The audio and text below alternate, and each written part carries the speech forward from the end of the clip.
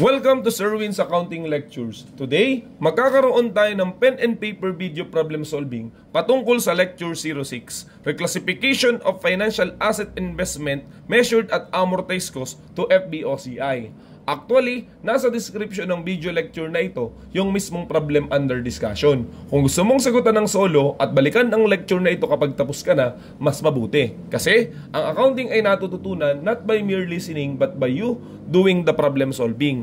Pero kung may sagot ka na nga, simulan na natin. So again, Lecture 06, Amortized Cost to FVOCI. And here is our problem. On January 1, 2025, Alea Company purchased bonds with face amount of 2 million for 1,900,000 including transaction cost of 100,500. The business model for this investment is to collect contractual cash flows which are solely payments of principal and interest. The entity did not elect the fair value option. The bond mature on December 31, 2027 and pay 8% interest annually every December 31 with 10% effective yield. On December 31, 2025, the entity changed the business model for this investment to collect contractual cash flows and to sell financial asset in the open market. The bonds are quoted at 110 on January 1, 2026 and 120 on December 31, 2026. Okay? So here are the requirements. Number 1, prepare a table of amortization using the effective interest method, compute the unrealized gain for 2026, and prepare journal entries for 2025, 2026, and 2027. Okay? Tuwing nagsasagot tayo ng problem, lagi nating inuuna yung journal entries. Kasi nga, the moment na kaya mong gawin ang journal entries, masasagutin na rin ang ibang part pa ng problem. Okay? So, gawin na po natin. Nag-invest si Alea nung January 1, 2025. Ang tanong, ano ang kanyang business model na pinili? Ang sabi dito, to collect contractual cash flow. Okay, they did not elect the fair value option. That's why the investment classification is amortized cost. We debit investment in bonds. Ayan. And we credit cash kasi nga at amortized cost. How are we going to measure? Siyempre, doon sa kanyang ibinayad, 1.9 million. No need to add the transaction cost kasi ang sabi dito, included na raw siya. 1,900,000. Okay? That will be our answer on January 1, 2025. Dahil siya at amortized cost, therefore, pagdating ng December 31, mag-a-amortize tayo. Therefore, kailangan na din natin sagutin yung number 1 question. Yung prepare amortization table. Kasi amortized cost kasi eh. So, ito yung ating amortization table. Requirement number 1. Di ba may format nga yun? Di ba? Kung naalala po natin, nagsisimula yan saan? We have here the date. Okay. The interest received. Ayan. Then, we have here the interest income. Yung kanyang amortization. At sa dulo, yung ating carrying amount. Okay? So, binili nga siya noong January 1, 2025. At ang kanyang carrying amount ay 1,900,000. Mag-i-interest yan every December 31. Okay, so therefore this is 2025, 2026, at 2027. Yung kanyang, okay, 31. Yung kanyang maturity date, 2027. Okay, magkano ang ating interest received? Ang interest received ay nakabase sa kanyang face amount, which is 2 million. 2 million multiplied by the nominal rate of 8%, so times 0.08. Therefore, ang kanyang interest is 160,000 every year. Ay, okay. Mali po ang ating nasulatan. Wala pong interest dun sa una. So, okay na yan. Alam nyo na yan, 160,000. Okay? How much now will be our interest income? It is based on the carrying amount. We multiply with the effective yield of 10%. O, yan din yung sinyales na alam mong hindi mo i-add yung 100,500. Kasi pag in-add mo, magiging more than siya ng 2 million. Hindi ba kapag mas mataas ang ibinayad mo, yung investment amount, dapat mas mababa ang effective yield compared sa nominal rate. Pero the fact na mas mataas yung effective rate, alam mo na yung iyong investment amount, yung iyong carrying amount ay dapat mas mababa kaysa dun sa iyong face amount. So, ang ibig sabihin, okay, sinyalis po yan na talagang discount na bili dahil mas mataas ang effective rate kaysa dun sa nominal rate. Okay, so anyways, ang ating interest income is 190,000. I-deduct natin dun sa ating interest received na 160,000. Therefore, ang ating amortization ay 30,000. Okay? Dahil yan nga ay discount, so we have to add the 30,000. So we will get the new carrying amount of 1,930,000. We multiply again by the effective rate of 193,000. And we deduct with the 160,000. So we will get the amortization of 33,000. That will be added to the previous balance, 1,930,000. So that will be 1,963,000. Dahil last year na, minsan balancing figure na lang talaga yan. Therefore, this will be 2 million. Okay? Okay, 2 million. So minus 2 million. That will be our amortization, 37,000. We know work back na lang po natin. And then, we deduct 160,000 kasi i-add natin talaga. So, 197,000. I believe, maalam na naman tayong gumawa talaga ng amortization table. Kaya, binilisan na rin natin. Okay? Para makapagsagot na tayo doon sa kasunod. Kasi ang focus naman ng problem natin ay yung reclassification. So, pagdating ng December 31, 2025, ano ang mga mangyayari? Siyempre, makakakolekta siya ng cash. So, we debit cash and we credit interest income amounting to 160,000. Okay? Kasi nga, ito ay to collect contractual cash flow. Dahil nga, nag-a-amortize, kasi amortize ko ang measurement, we amortize this 30,000. So, there will be another entry, debit investment in bonds.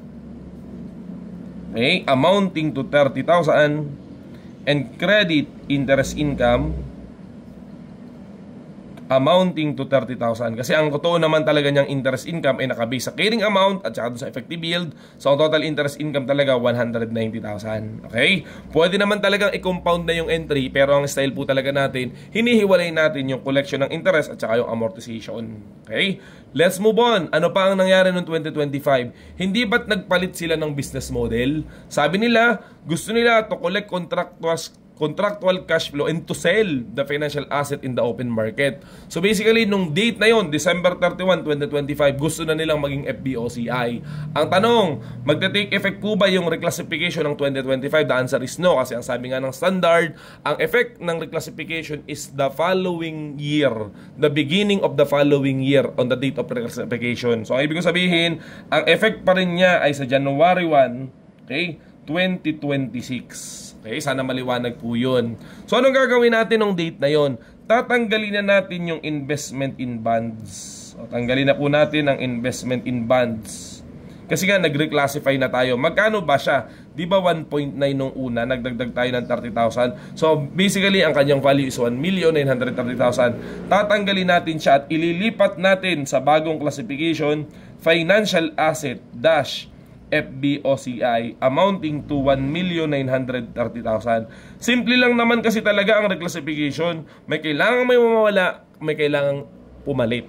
Sa kaysa to, nawala si investment in bonds, lumipat kay FBOCI. Okay, tapos na po ba ang entry ng reclassification? Ang sagot ay hindi pa. Bakit? Kasi nga, ang FBOCI measured at fair value. Naka-fair value na ba tayo? Di ba hindi pa? Naka-carrying amount pa lang. Ang tanong, ano ang fair value noong January 1, 2026? O, sabi dito, the bonds are quoted at 110. So, magkano talaga siya? Yung dating 2 million, okay, na face amount, ay multiply natin sa fair value na 110%. Okay, so ulitan, 2 million, okay, times 110%. So, 1.1 yan. Kapag nagbibigay ng quoted rate, kapag ka bonds, it means percentage. So, 1.1. So, 2.2 million ngayon si FBOCI. Magkano ba siya naka-record? Hindi ba sa 1,930,000? Therefore, dadagdagan pa natin siya.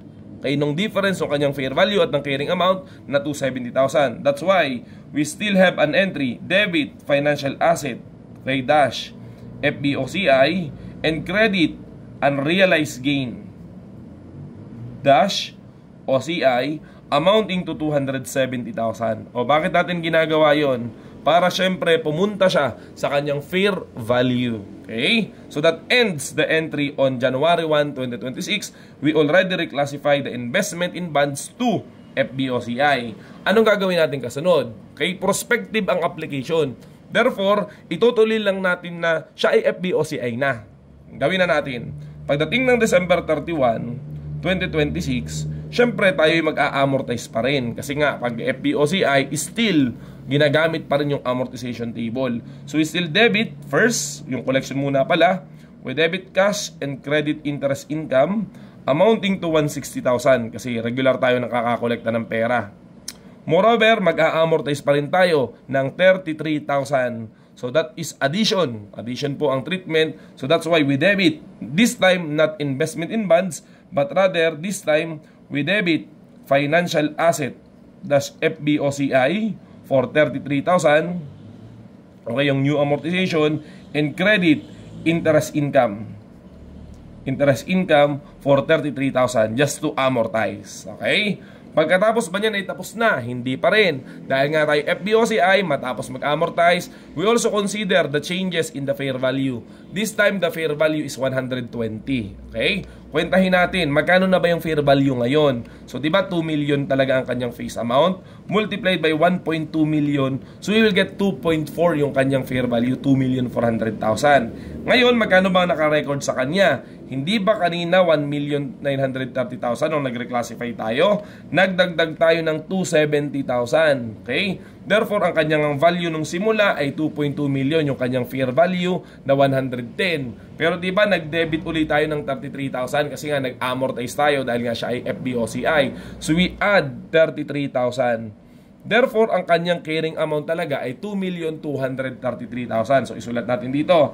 Ang kanyang carrying amount ay 2,233,000. Pero di ba nung sa kunenta natin kanina, ang kanyang fair value ay 2.4 million. So what can we say? Nagkaroon na naman ng increase. That's why we are going to debit financial asset. Okay? Financial asset dash FVOCI, and we credit unrealized gain dash OCI, amounting to the difference of the two. The carrying amount of 2,233,000 and the fair value of 2,400,000. Naka-negative lang yan, pero ang totoo tumaas talaga. Kasi binaliktad natin para diretsyo na, no? So therefore, 167,000 yung increase, additional increase. Okay? By doing that entry, tapos na po ang nangyari ng 2026. Recap nga lang ulit tayo. Okay? Ng 2025, simple lang yan. Siya ay investment in bonds at carrying, ina-amortize natin siya. Noong 2026, nag-reclassify muna nung beginning of the year. Therefore, we measure it at 2.2 million. Noong December 31, 2026, nangolekta tayo ng interest kasi debt investment yan. Nag-amortize tayo. At the same time, nag-record tayo ng fair value changes dahil nga ang FVOCI, both doon sa kanyang business model, to realize contractual cash flow, kaya may amortization, and to realize fair value changes, that's why may unrealized gain. So ganun po si OCI, di ba? Kung naalala natin. Ngayon, tapos na yung 2026, pinapagawa rin ang 2027. I believe that is the last year. So anong mangyayari noong December 31, 2027? Okay? So basically, magkakaroon pa rin tayo ng collection ng interest. So we debit cash for 160,000 and we credit interest income. Okay? Interest income amounting to 160,000. Dahil may paglipas pa rin ng panahon, mag-a-amortize pa rin tayo ng 37,000. So we debit financial asset, okay, dash FVOCI, and we credit, okay, interest income amounting to 37,000. Dahil yan naman ay paglipas ng panahon. Okay? So tuloy tayo. Di ba kapag ka FVOCI ka, kailangan mong i-measure at fair value? But this time hindi na kailangan. Bakit? Kasi nga last day na niya. Aanhin mo pa yung changes sa fair value, ay isa-settle na naman talaga yung investment mo. Di ba yung purpose ng business model mo? To realize fair value changes sana. So meaning ibebenta mo. Ay nagkataon, dumating yung December 31, 2027, hindi mo na ibenta, inabutan ka ng maturity date kasi nga yan ay debt investment. Therefore, okay, i-recognize na din natin yung investment. Not because we sell it, but rather because it matures. Paano ba ginagawa yun? Sagutan na lang po natin. So we debit cash. Magkano niya babayaran sa'yo yung investment mo? Malamang babayaran niya sa kung magkano ang iyong magkano yung kanyang face value. So we debit cash amounting to 2 million. At dahil binayaran yung investment mo, you are going to credit financial asset dash FBOCI. Ang tanong, magkano siya? Di ba nung una, 2,400,000 dito? Okay? Pagkatapos, nagdagdag ka ulit ng 37,000. So, magkano na po yun? So, 2 million, okay? 2,400,000, ayan, plus 37,000 yung amortization mo. So basically, ang value ng iyong asset is 2,437,000. Balance na ba or hindi pa? Siyempre hindi pa. Okay? Kasi may difference. Anong kasunod natin na gagawin? Dahil nawala na yung nanay, yung FBOCI, kailangan na din natin tanggalin yung kanyang unrealized gain. So that's why we are going to debit unrealized gain dash OCI. Magkano nga ulit yun? Yan. Di ba nung una, January 1, ang balance niya 270,000. Okay? Pagkatapos, nag-credit ulit tayo ng 167,000. So, magkano ang total balance ng unrealized gain? 437,000 ang unrealized gain na kailangan mong tanggalin dahil mawawala na yung nanay niya. So, anong napansin po natin? Nag-balance na ba yung ating transaction? Yes. Kasi ganun ang nangyayari kapag yung FBOCI mo ay hindi mo na ibenta, but rather nabayaran sa'yo. Lahat ng gain mo mawawala kasi hindi mo naman napakinabangan dahil ang nakolekta mo lang naman talaga ay yung inyong face amount na pinag-usapan dun sa bonds na utangan na 2 million. Okay? I believe nasagutan na po natin yung mismong tanong na journal entries 2025, 2026, and 2027. Sagutan na natin yung yung ibang questions dito. So dun ba sa number 1 nasagutan na yung amortization table? Yes, pati number 3. Yung number 2, how much is the unrealized gain for 2026? Hindi ba't ginawa na nga natin na meron tayong 270,000 at 167,000? Dalawa yung unrealized gain ng 2026. One is arising from reclassification, one is arising from changes in the fair value at the end of the year. Therefore, magkano nga ulit yung total ng dalawang yan? Hindi ba nga itong 437,000 na dinare-recognize natin pagdating ng 2027 kasi hindi na nga siya nabenta but rather inabutan ng due date. Okay? So I believe hindi lamang reclassification ang ating napag-usapan, but rather maraming bagay pa dito sa problem na to. So nawa ay natuto ka. So yun lamang at maraming salamat.